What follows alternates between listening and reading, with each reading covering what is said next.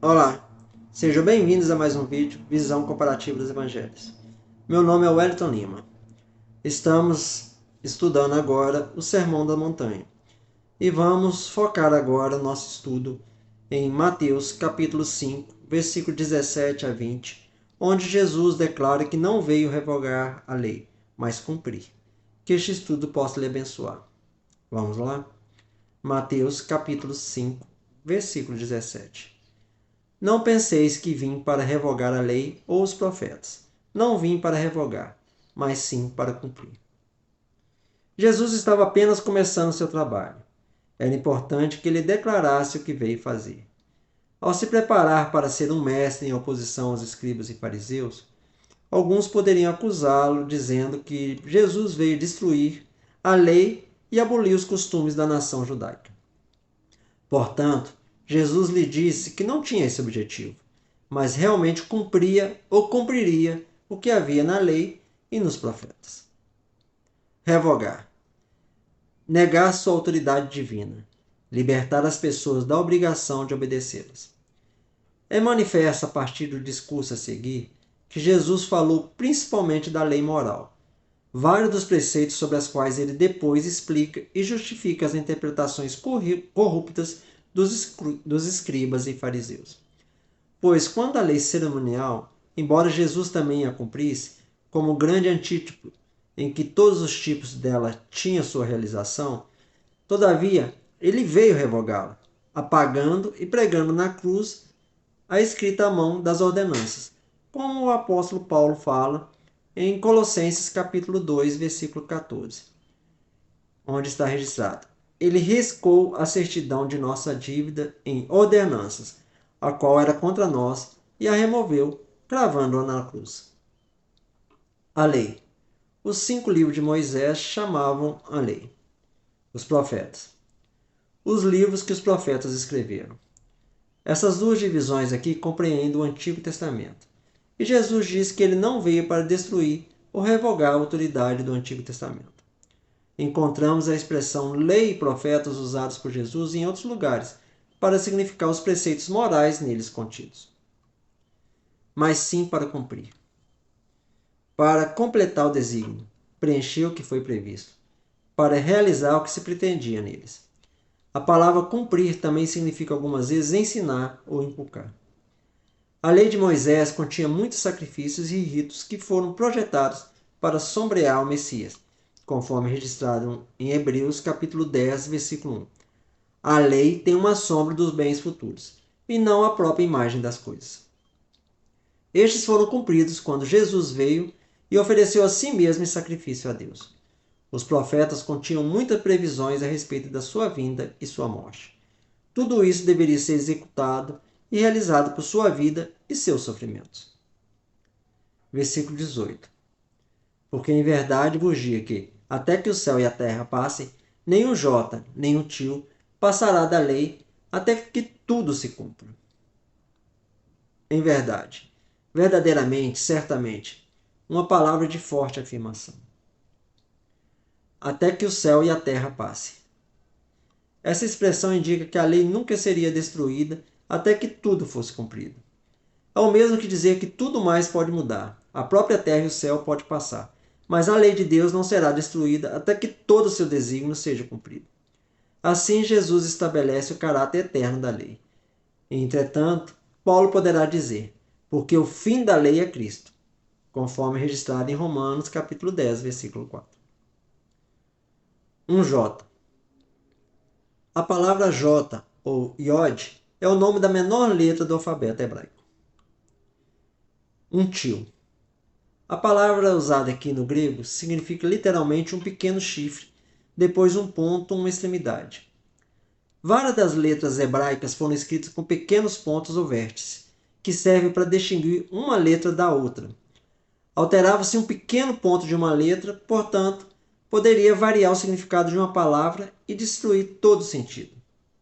O nome chifre pequeno foi atribuído a esse ponto, provavelmente pela maneira como foram escritos, lembrando um pequeno chifre. Portanto, os judeus foram extremamente cautelosos ao escrever e considerar a menor mudança ou omissão uma razão para destruir todo o manuscrito quando estavam transcrevendo o Antigo Testamento. A expressão J ou tio tornou-se proverbial e significa que a menor parte da lei não deve ser destruída.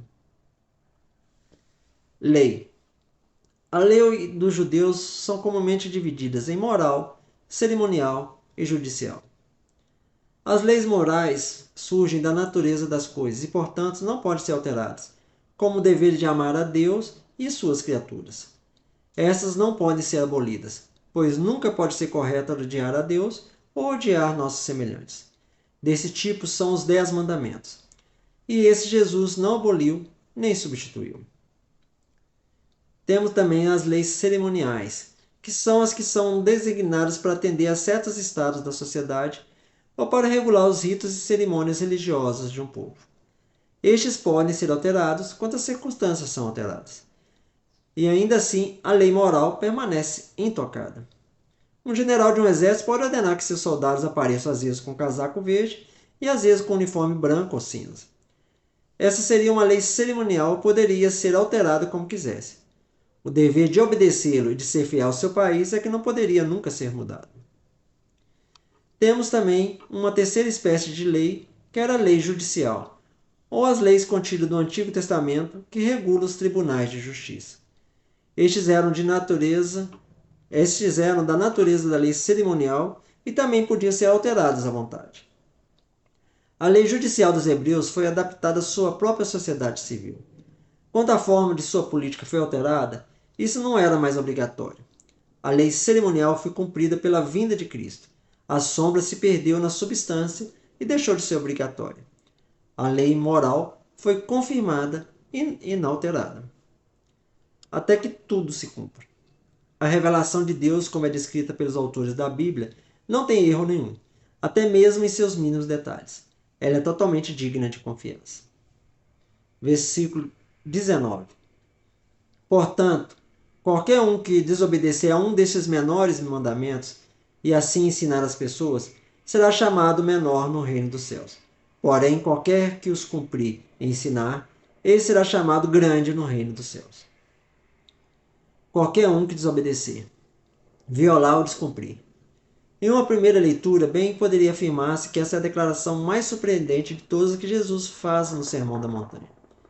Jesus quebrou repetidamente o que os judeus chamavam a lei. Não observava a lavagem das mãos que a lei estipulava, curava os doentes no sábado, embora a lei proibisse tais curas. Foi condenado e crucificado de fato como réu de grande legalidade. E, entretanto, aqui o escutamos falar da lei com uma veneração e reverência que nenhum rabino ou fariseu teria podido exceder. Mas os judeus também usavam o termo lei para descrever a lei oral, ou dos escribas. E é precisamente essa lei dos escribas a que tanto Jesus como Paulo condenavam de maneira radical. O que era, pois, essa lei dos escribas? No Antigo Testamento mesmo achamos muitas poucas regras e regulamentos. O que se contém são grandes e amplos princípios que cada pessoa deve tomar e interpretar sobre a guia de Deus, aplicando-os às situações concretas de sua vida. Os 10 mandamentos não são estatutos de regras concretas. São, cada um deles, grandes princípios das quais cada indivíduo tem que extrair suas próprias normas de vida. Os judeus do tempo de Jesus não acreditavam que esses princípios gerais fossem suficientes.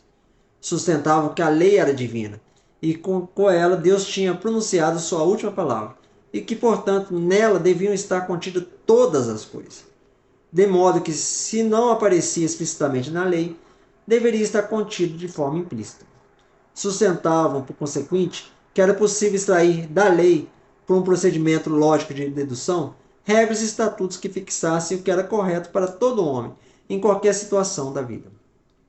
Surgiu assim uma casta de especialistas na lei, chamados escribas, que se dedicaram a reduzir os grandes princípios da lei literalmente a milhares e milhares de regras, estatutos e regulamentos.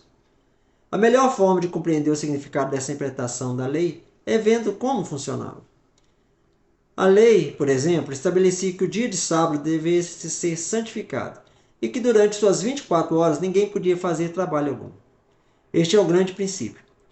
Mas esses legalistas judeus eram apaixonados pelas definições, de maneira que se perguntavam para começar: o que é trabalho? Fizeram-se longas listas de atividade que deveriam considerar-se trabalho. Por exemplo, levar uma carga é um trabalho, e, portanto, não se podia levar cargas no dia de sábado. Mas então se fazia necessário definir o que era uma carga, de modo que a lei dos escribas estabelece que carga é uma quantidade de comida equivalente a peso a um figo seco, suficiente vinho para encher uma taça, leite para um gole, mel para cobrir uma ferida, a quantidade de azeite que forneceria a unção de alguma das partes mais pequenas do corpo, água suficiente para umedecer uma pálpebra, papel para redigir nele uma declaração de alfândega, a tinta que pode requerer a escritura de 2 letras do alfabeto e uma cana com a qual possa fazer uma pena para escrever. E assim, sucessivamente, até o infinito. Deste modo, passavam-se horas e dias discutindo se podia ou não levantar uma lamparina para trocá-la de lugar no dia de sábado, ou se o alfaiate pecava ao levar por descuido uma agulha cravada na sua túnica, se uma mulher podia levar um alfinete ou uma peruca, ou até se podia usar-se, no dia de sábado, dentes postiços ou uma perna artificial, ou se poderia levantar um menino caído. Estas coisas eram para eles a essência da sua religião, um legalismo de regras e normas ridiculamente detalhistas. No dia de sábado não se podia escrever, mas era necessário definir o que deveria considerar-se escritura. A definição de escritura que propuseram era, abre aspas, quem escreve 2 letras do alfabeto com sua mão direita ou com sua mão esquerda, seja do mesmo tipo ou de 2 tipos diferentes, com tintas diferentes ou idiomas diferentes, sendo sábado, é culpado de pecado. Embora escreva essas duas letras por descuido, também peca, tendo-a escrito com tinta, giz vermelho, pintura ou algo que deixe uma marca permanente. Também peca quem escreve em um canto de 2 paredes ou em 2 tabletes de seu livro de contas, se as 2 letras podem ser lidas juntas. Mas se escrever com um fluido escuro, com suco de frutas, ou sobre o pó do caminho, na areia, utilizando qualquer outro elemento de escritura que não produza uma marca permanente, não é pecado. Se escreve uma letra no piso e outra na parede da casa, ou em 2 páginas diferentes de um livro, de tal maneira que não possam ser lidas juntas, não é pecado. Fecha aspas. Esta é uma passagem típica da lei dos escribas. E isto é o que para o judeu ortodoxo da época de Jesus constituía a verdadeira religião e o verdadeiro serviço a Deus. Curar era um trabalho e, portanto, não se podia fazer no sábado. Mas, evidentemente, isso devia definir-se como maior exatidão. Permitia-se curar quando a vida do doente corria perigo, e especialmente quando o problema afetava os ouvidos, o nariz ou a garganta. Entretanto, até nesses casos, só se podia fazer aquilo que impedisse a piora do paciente. Não se podia fazer nada que a melhorasse. Podia enfaixar uma ferida, mas não colocar-lhe unguento algum. Podia tampar um ouvido inflamado, mas sem lhe acrescentar medicação alguma. Os escribas eram os encarregados de elaborar essas normas e regulamentos. Os fariseus, cujo nome significa separados, eram os que se separavam de toda atividade comum para dedicar-se a observar todas essas regulamentações e estatutos. Podemos nos dar conta dos extremos a que chegou este sistema, tendo em mente os seguintes fatos. Durante muitas gerações, a lei dos escribas se transmitiu de maneira oral e foi conservada na memória de geração após geração de escribas. Mas em meados do século III d.C., foi posta por escrito e se codificou um resumo desta tradição oral. Este resumo se conhece como a Mishnah e contém 63 tratados sobre distintos temas relacionados com a lei. E em nosso idioma constitui um volume de umas 800 páginas. Isso é o resumo. A edição judia posterior se ocupou de escrever comentários da Mishnah. Este se conhece como Talmud. O Talmud de Jerusalém está contido em 12 volumes. E o Talmud da Babilônia alcança, em sua versão impressa, 60 volumes. Para o judeu ortodoxo dos tempos de Jesus, a obediência a Deus envolvia a observância de milhares de regras e estatutos legalistas. Consideravam literalmente essa meticulosa disposição como questões de vida ou morte, que tinham relação com seu destino eterno. Evidentemente, quando Jesus fala da lei que não passará, não se refere a essas regras e estatutos, pois ele mesmo os quebrou repetidas vezes, e repetidas vezes o condenou. Não era isso que Jesus entendia pela lei, que não poderia ser desobedecida. Um desses menores mandamentos. É provável que os fariseus dividissem os preceitos da lei em menor e maior, ensinando que aqueles que violavam o primeiro eram culpados apenas de uma ofensa trivial. Jesus ensina que em seu reino aqueles que fazem essa distinção, ou que ensinaram que qualquer lei de Deus pode ser violada impunemente, devem ser chamados o menor, porquanto todas elas deveriam ser respeitadas, guardando todas as leis de Deus sem distinção. Assim, ensinar as pessoas será chamado menor no reino dos céus. O significado dessa passagem parece ser o seguinte: no reino dos céus, isso é, no reino do Messias, ou na igreja que ele está prestes a estabelecer, aquele que quebra o menor desses mandamentos não tem valor ou não deve ser considerado como um professor religioso adequado. Os fariseus, ao dividir a lei em preceitos cada vez maiores, anularam uma pequena parte delas por suas tradições e divisões. Jesus diz que em seu reino toda essa divisão e tradição vãs cessariam. Tais divisões e distinções seriam uma questão pequena. Aquele que tentou deve ser o menor de todos. As pessoas estariam empenhadas em obedecer a toda a lei de Deus sem essas vãs distinções. Será chamado grande.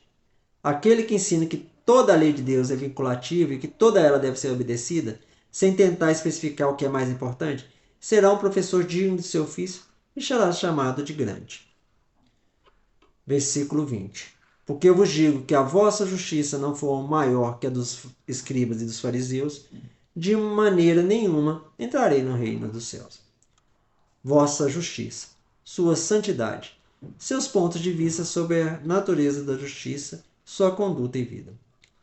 A menos que estejamos mais santos do que eles, não poderemos ser salvos. Na verdade, a única justiça que satisfaz o padrão de Deus é pela fé em Jesus Cristo. Não for maior, deve-se sobressair ou abundar. A justiça dos verdadeiros cristãos está assentada no coração e, portanto, genuína. Jesus quer dizer que, a menos que tivessem uma santidade de caráter mais real do que a dos escribas e fariseus, não poderiam ser salvos. A dos escribas e fariseus. Sua justiça consistia em observâncias externas da lei cerimonial e tradicional. Eles ofereciam sacrifício, jejuavam frequentemente, oravam muito, eram meticulosos em relação a abluções, dízimos e cerimônias da religião, mas negligenciavam a justiça, a verdade, a pureza e a santidade do coração. Não será um assunto adequado do seu reino aqui, ou salvo no mundo vindouro. De maneira nenhuma entrareis no reino dos céus. As palavras de Jesus também eram uma declaração de guerra contra o sistema legalista dos fariseus. Não eram as boas obras, como eles ensinavam, que engrandeciam alguém aos olhos de Deus, e muito menos o legalismo o levariam a entrar nos céus. O que chama a atenção aqui? Mas o que se referia a Jesus quando falava da lei? Jesus veio para pôr de manifesto o verdadeiro significado da lei. Qual era o verdadeiro significado da lei? Mesmo por trás da lei oral dos escribas fariseus, havia um grande princípio de crucial importância, que estes não compreendiam a não ser de maneira equivocada e imperfeita.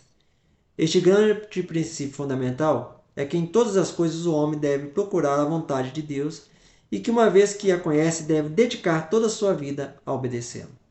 Os escribas e fariseus tinham razão ao procurar a vontade de Deus e não se equivocavam ao dedicar a vida à sua obediência, mas se equivocavam ao acreditar que suas centenas e milhares de insignificantes normas legalistas eram a vontade de Deus.